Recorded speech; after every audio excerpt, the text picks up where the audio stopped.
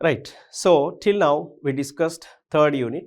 So in the first unit we discussed historical background of the Constitution of India. In second unit the preambles and salient features of the Constitution we discussed. And in the third unit we discussed about the fundamental rights, fundamental duties and directive principles of state policy, right? Now in fourth unit I am going to discuss about the organs of government. See, if you talk about a government, the government, if you talk about parliament, okay, within in the parliament, the president, Lok Sabha, Rajya Sabha at central level, and also a judicial system at central level, Supreme Court, and at state level, judicial system, that is High Court, state level assemblies. So I'm going to discuss in this unit complete information about the organs of the government. In the Lok Sabha Speaker; in the Rajya Sabha Chairman, you can say. Okay, I'll discuss about the President, Vice President, Governor. Okay, all this information I'm going to give for you in this unit. See the Parliament, composition of the Parliament, qualifications, disqualifications, powers and functions, executive, President, Governor, Council of Ministers, judiciary, appointment and transfer of judges, qualifications, power and functions. This is the lengthy unit. Okay, out of all the units, this is the fourth unit, that is lengthy unit, but this unit is highly interesting. You will get to know, because as you know now, in outside society you are familiar about member of parliament, president, governor. So I will discuss all these things one by one.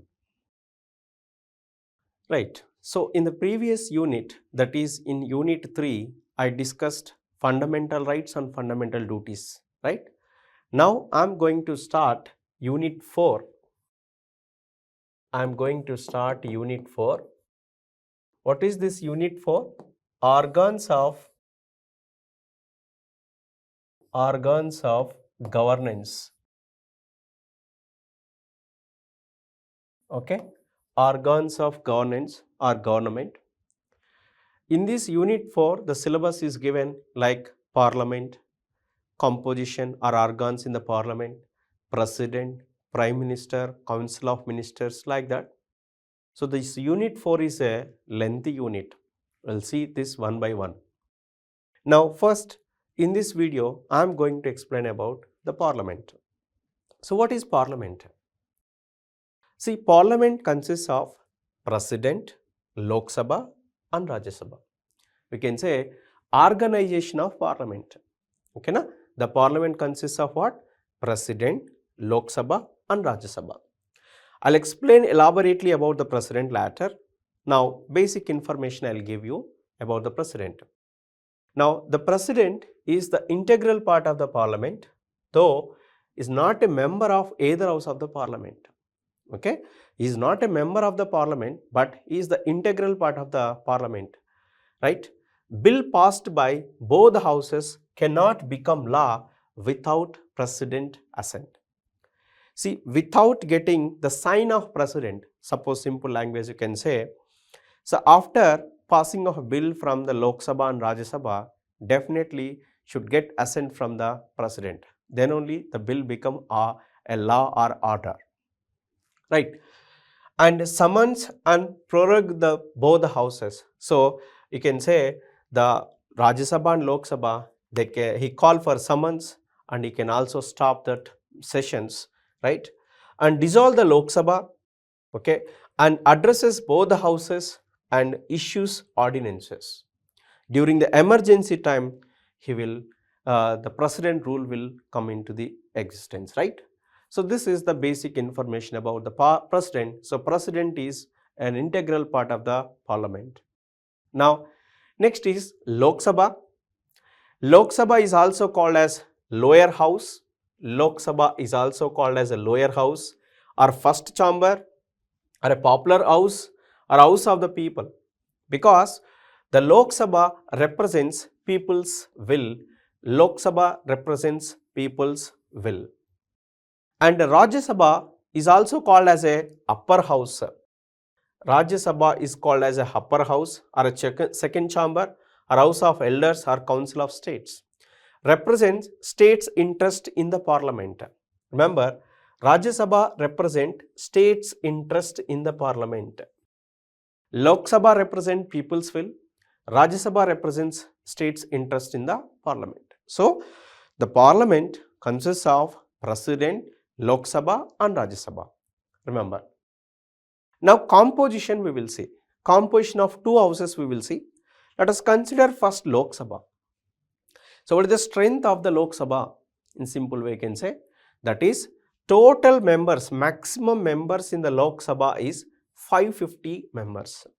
Okay, maximum members in the Lok Sabha is 550 members. Out of these 550, 530 members elected by the people. Like you are familiar, member of parliament, MPs in your regions, elected by the people. For every 5 years, once they will elected, right? So, 530 members, representation of states, directly elected by the people from the territorial constituencies in the states. Okay, so 530 members directly elected by the people. So, remaining 20 members represented by the union territories. So, these 20 members are elected by the union territories, okay, na? Directly elected under union territories. Direct election to the House of the People Act 1965. So, 530 members from the states and 20 members from the union territories, right. Now, one important point I will tell you, before 104th Constitutional Amendment Act, there are some members, they are from Anglo-Indians actually. Anglo-Indian members were also present in the Lok Sabha and legislative bodies, but they are removed this type of like representation of the Anglo-Indians. So, 104th Constitutional Amendment Act does not extend the provision of nominating Anglo-Indians to Lok Sabha and legislative bodies. So, at present, there is no Anglo-Indian member nominated in the Lok Sabha. All are elected members from the Indian states and union territories. Now, then next is Rajya Sabha, right. See, the maximum members in the Rajya Sabha is 250 members. Maximum members in the Rajya Sabha is 250 members. Out of 250 members, 238 members, remember, out of 250 members, 238 members represented from the states actually, and 12 members are nominated by the president. So, 238 members represented by from the states, right? How they are elected? They are not directly elected by the people, but they are elected by the state MLAs, member of legislative assemblies. Okay, so elected members of state legislature. Remember, elected members are nothing but MLAs. So, for MPs for Rajya Sabha, elected by the MLAs, right? Right, assemblies by proportional representation by single transferable vote. With this mechanism, with a single transferable vote mechanism, they are elected by the MLAs. And the seats in the state according to the population. So, the number of seats for each state based on the population of the state. Okay, na? And representation of union territories also. Out of these 238, some of the members are from the state and some of the members are from the union territories. Indirectly elected by members of an electoral college specially constituted for the purpose. Out of them, 9 union territories only, out of the 9 union territories, only 3, that is Delhi, Puducherry and Jammu and Kashmir have the representation in Rajya Sabha. So, in Rajya Sabha, generally total 9 union territories are there, but out of that 9, only 3 from 3 union territories, the MPs are there for the Rajya Sabha. They are actually Delhi, Puducherry, Jammu and Kashmir. Okay, na? Delhi, Puducherry, Jammu and Kashmir. Now, the nominated members, 12 members are elected by the president. they are expert in the special knowledge like art, literature, science and social service. So remember, the 12 members are nominated by the president. Okay, nominated by the president from the people who have a special knowledge or practical experience in art, literature, science and social service. So in the Lok Sabha, total members 550. Out of 550, 530 represented from the state, 20 represented from the union territories. Rajya Sabha, total members 250, 238 members represented from the states and union territories, and 12 members are nominated by the president.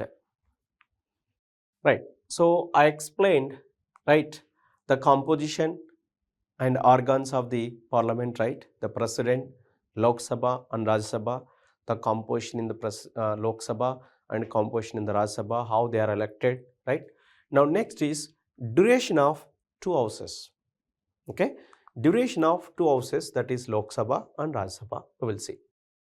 Now Lok Sabha is a non-continuing chamber. Non-continuing chamber means what? For every 5 years, the new elected members will enter into the Lok Sabha.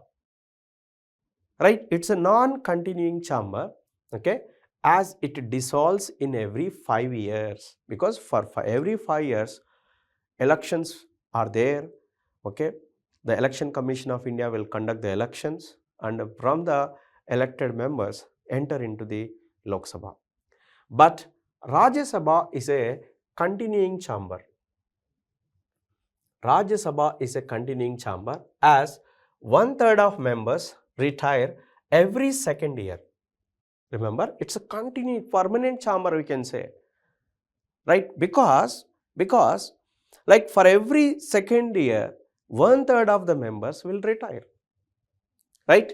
So 1/3 of the members retire every second year, eligible for re-election and renomination. After retirement, again re-election and renomination will take place for the Rajya Sabha. That's why it's a continuing chamber, right? But here for every 5 years it is going to end up. Now generally term of the Lok Sabha is 5 years. Term of the Lok Sabha is 5 years. But Rajya Sabha, for a member, let us consider one member, if he is elected as a member of parliament in Rajya Sabha, the term for this post is 6 years. Okay, na? That is for 5 years. And president dissolve Lok Sabha and this cannot be challenged in court of law. This is important. Okay, president can dissolve the Lok Sabha. We'll say that close the Lok Sabha and then conduct new elections like that. Okay, na? If the no confidence motion, if the MPs will not get the confidence in the Lok Sabha, then president will say that dissolve the Lok Sabha. And it is not justiciable also, cannot be challenged in the court of law. Okay, so president can dissolve the Lok Sabha, but president cannot dissolve the Lok Sabha. It is not subjected to dissolution because it's a permanent chamber. Rajya Sabha, okay, is not subjected to dissolution. It's a permanent chamber. The term of Lok Sabha can be extended during national emergency for 1 year at a time for any length of time. See, if there is any national emergency, right, so we can extend this Lok Sabha after 5 years. We can extend this Lok Sabha, you can take up to 1 year also, right? Based on the requirement, it can also extend. So, during the national emergency, we can extend the term of Lok Sabha. But here it's a permanent chamber, so we no need to extend. The term of office of members is not fixed by the constitution and it is left to the parliament. Okay, and it is left to the parliament, but in parliament there was a bill, actually Representation of a People Act 1951, it was passed and they said for a Rajya Sabha member 6 years is the duration of the office actually. Right. Extension cannot be continued beyond a period of 6 months after the emergency has ceased to be operate. So, after emergency completion, we can extend this, right, up to maximum 6 months. After that, it is going to automatically dissolve, right. So, this is the duration of Lok Sabha and Rajya Sabha. Membership of the parliament. Okay, na? So, what are the qualifications and disqualifications required to become a member of parliament? We will see. See, first of all, what are the qualifications required according to the constitution? We will see. So, according to the constitution, the qualifications are like he must be a citizen of India, okay, and make and subscribe to an oath or affirmation before the person authorized by the election commission for this purpose. And Rajya Sabha, for Rajya Sabha, not less than 30 years of age, okay, not less than 30 years of age to become a member in Rajya Sabha, age must be more than 30 years. And Lok Sabha, not less than 25 years of age, so to become a member in Lok Sabha, the age must be 25 or more than that. Possesses other qualifications prescribed by the parliament. Under disqualifications, you can see what are the disqualifications of a member of parliament. You can see holds any office of profit under the union or state. So, if he is running a state government office or a central government office, is not eligible. Unsound mind and stands so declared by court. So, if he is not physically fit and mentally fit, decided by the court, actually declared by the court, then is not going to be qualified. Undischarged insolvent, is not sufficient to do his duties, then we can say is disqualified. Like due to some health condition, if he is not a good condition to do some specific duties as an MP, then we can disqualify that person. Not a citizen of India or voluntarily acquired the citizenship for a foreign state, or is under any acknowledgement of alliance of the foreign state. So, here if he is not a citizenship of, if he is not having a citizenship of India, he is not eligible. Otherwise, if he acquire any foreign citizenship also is not applied, right, is not qualified. Disqualified under any law made by the parliament, right. So, these are the qualifications and disqualifications given from the original constitution of India. Then, according to the Representation of People Act 1951, there are some extra qualifications. They are actually registered as an elector for the parliamentary constituency. So, you should register as an elector for the parliamentary constituency. For Rajya Sabha, member can be elected from any state. So, if you want to become MP for Rajya Sabha, you can select from any state. You can elect from any state. But for Lok Sabha, it's not like that, right? Member of SC or ST in any state or union territory, if he wants to contest a seat reservation for them. So, suppose if some place that is allocated for a SC candidate, then there only SC candidate should contest in elections, not other people. Or SC or ST can also contest a seat not reserved for them. So, but SC and ST people, they can contest at any place. That's not compulsory for reservation. Okay, now. So, these are the qualifications given by the People Representative Act 1951. And the disqualifications according to the Representation of People Act 1951 is found guilty of certain election offences, okay, and convicted for any offence resulting in imprisonment for 2 or more years, okay, and failed to lodge an account of his election expenses, any interest in government contracts, works or services, be a director or managing agent or hold an office of profit in corporation with which government has at least 25% of share, and dismissed from government service for corruption or disloyalty to the state, convicted for promoting enmity between different groups or for the offence of bribery, right, and punished for preaching or practicing social crimes such as untouchability, dowry and sati, right. So, if the person follow any one of these things, if he did, then he is not qualified to become a member of parliament. It is actually a precedent decision is final on the question of on any of the above disqualifications. So, President will decide. Election Commission of India will submit the report to the President, and the President finally will decide is he fit for the member of parliament or not, like that. So, these are the qualifications and disqualifications regarding member of parliament.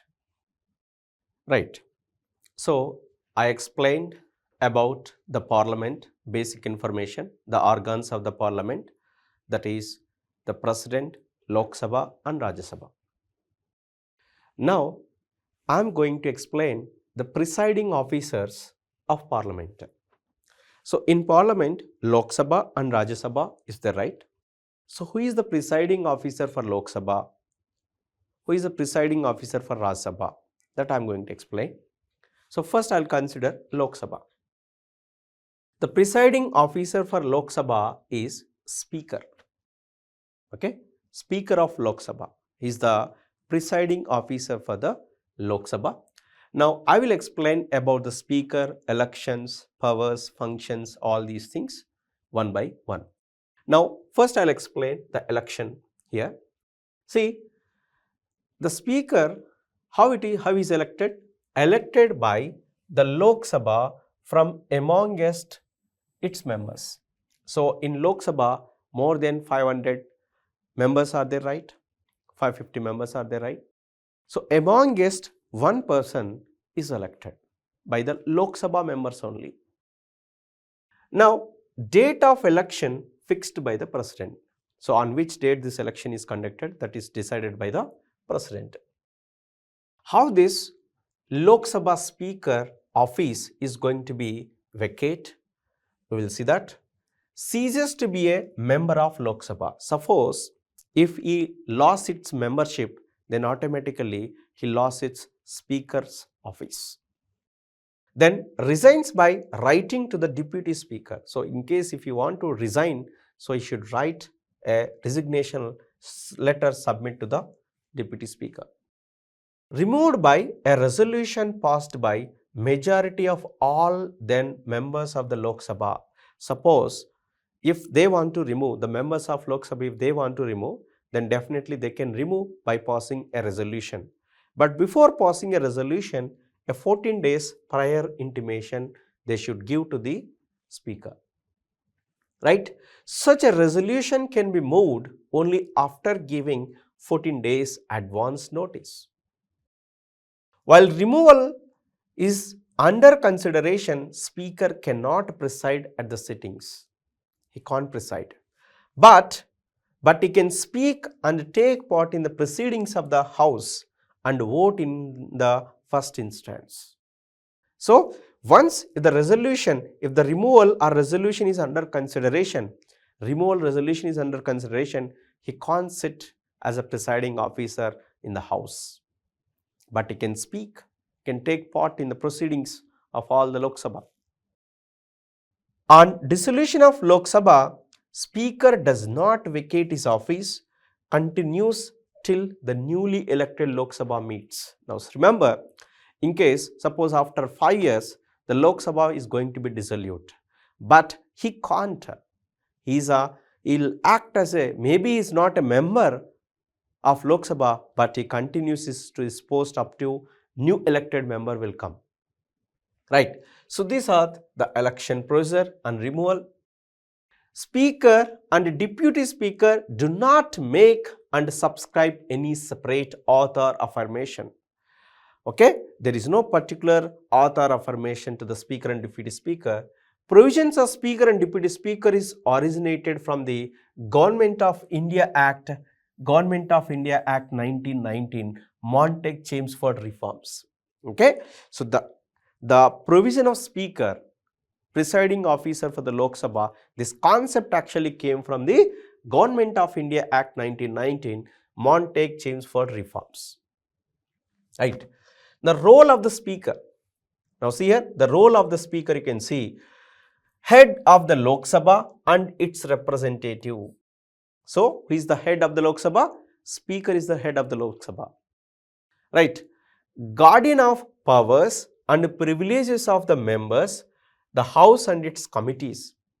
So, the Speaker is the guardian of Lok Sabha and its members and committees for different communities. He is the guardian. The principal spokesperson of the House and his decision in the parliamentary matter is final. So, any matter related to the parliament is final, his decision is final. Remember, chairman of the business advisory committee, the rules committee and general purpose committee. So, speaker is the chairman for different committees for the smooth execution of work in the Lok Sabha. Now, sources of powers. So, where these powers we got actually from the Constitution of India. And then rules of procedure and conduct of business of Lok Sabha. So, some rules are there to do the to conduct the business and proceedings in the Lok Sabha. So, these are the powers actually, and parliamentary conventions, residual powers that are unwritten, unspecified in the rules. So, the rules actually we got from the Constitution of India. The sources of powers actually we got from the Constitution of India. Now, you can see what are the powers and functions of the speaker. Now, you can see maintain order and decorum in the house. Maintain order and decorum in the house, Lok Sabha. Final interpreter of the provisions of Constitution, rules of procedure and conduct of business of Lok Sabha. His decision is final actually, and parliamentary proceedings within the house. So, in a simply remember, any matter related to the parliament, his decision is final. Adjourns the house or suspend the meetings in absence of a quorum. So, if there is no sufficient strength, if there is no sufficient quorum, in absence of quorum, definitely you will adjourn the session or you will suspend the session completely. Casting vote in case of a tie. If there is a tie, okay, suppose 400 members are present. If there is a bill is passing, 400 members are present, 200 members against the bill, 200 members are supporting the bill, then he will enter. He will cast a vote. Now, presides over a joint sitting summoned by the president. So, for joint sitting of like Lok Sabha and Rajya Sabha, same sitting, you can say who is the presiding member? The speaker is the presiding member. Allow a secret sitting of the house at the request of leader of the house. Who is the leader of the house? Prime Minister is the leader of the house, right? So, if Prime Minister asks you for a secret sitting, then he will allow. Decides whether a bill is a money bill or not. So, remember, who will decide a bill is a money bill or not? The speaker will decide. Speaker will decide and his decision is final. Who will decide? Speaker will decide is this bill is a money bill or not, and his decision is final. Decides the question of disqualification under the 10th schedule. This decision is subjected to judicial review. Suppose a member of parliament, if he is disqualified, then he will decide based on 10th schedule of the Constitution of India, but his decision is not final. There is a judicial review is there. Right? Acts an ex officio chairman of the Indian parliamentary group and conference of presiding officers of legislative bodies in the country. So, for legislative bodies in the country, he is the presiding officer, right? And he appoints the chairman of all the parliamentary committees of Lok Sabha and supervises their functioning. So, all the committees of Lok Sabha, he will appoint the chairmen and he will supervise those things. So, these are the powers of Lok Sabha speaker. So, this is the information about the Lok Sabha speaker. So, sometimes they will ask a question, explain the presiding officer of Lok Sabha powers and election procedure and removal process. Then you should remember all these points. Right. So, the presiding officer of Lok Sabha I discussed. Who is the presiding officer of Lok Sabha? Speaker. Now, next is the presiding officer of Rajya Sabha. See, in Rajya Sabha, the presiding officer, or we can say the chairman of Rajya Sabha, is none other than Vice President of India. Okay, Vice President of India is the ex officio chairman of Rajya Sabha. Okay, Vice President of India is the ex officio chairman of Rajya Sabha. The presiding officer of Rajya Sabha, you can say, is a presiding officer of Rajya Sabha. Who is the presiding officer of Lok Sabha? Okay, Speaker. Now for Rajya Sabha, okay, Vice President. So removed from his office only if he removed from the office of Vice President. So when he vacate the chairman of Rajya Sabha, once he lost the post of Vice President, then automatically he will be removed from this office. And chairman is not a member of the house. So remember, okay, Vice President is not a member of the house. So Vice President is a chairman of Rajya Sabha. So chairman is not a member of the Rajya Sabha. Member of the Rajya Sabha is not an MP, is not a member of parliament. Chairman also cannot vote in the first instance. So suppose they want to pass a bill. So in the first instance, he don't have the right to vote and has a casting vote, okay, in case of a tie. So if there is a tie, suppose you can take in Rajya Sabha, let us say the bill is going to pass today, some 200 members are present. So out of 200, 100 members are supporting the bill and another 100 members are not supporting the bill. There is a tie.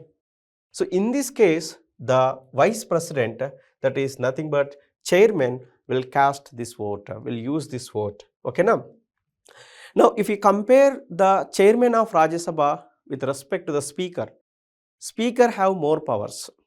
Okay, now you can see the speaker has two special powers which are not enjoyable by the chairman. The speaker has two special powers. What are those? Speaker decides on a money bill and his decision is final. So I already said to you.